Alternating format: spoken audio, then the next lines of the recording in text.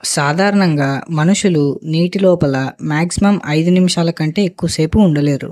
కానీ పూర్వకాలంలో ఋషులు, మహాయోగులు రోజులు తరబడి, నెలలు తరబడి, సంవత్సరాలను తరబడి నీటి అడుగున శరీరాన్ని కదల్చకుండా, శ్వాస అనేది తీసుకోకుండా తపస్సును ఎలా చేసేవారు?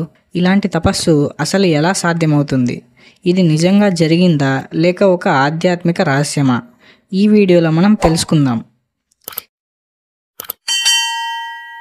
ఇలా నీటిలో చేసేదాన్నే జలస్తంభం తపస్సు అని అంటారు.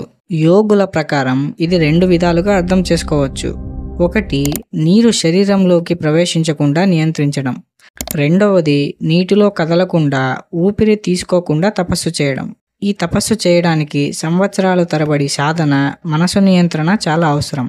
జలస్తంభం తపస్సు ద్వారా వారి శరీరం మీద పూర్తి కంట్రోల్ను పొంది ప్రాణాన్ని కూడా నియంత్రించగలరు. అంటే ఊపిరి ఆపిన శరీరాన్ని జీవంగా ఉంచగలుగుతారు. భారతీయ ఋషులు మాత్రమే కాకుండా ప్రాచీన కాలంలో ఈజిప్టు, చైనా వంటి దేశస్థులు కూడా ఇలాంటి నీటి తపస్సును చేసేవారు. సైన్స్ ప్రకారం సాధారణ మనిషి ఊపిరి 2 లేదా 3 నిమిషాల కన్నా ఎక్కువ ఆపలేడు.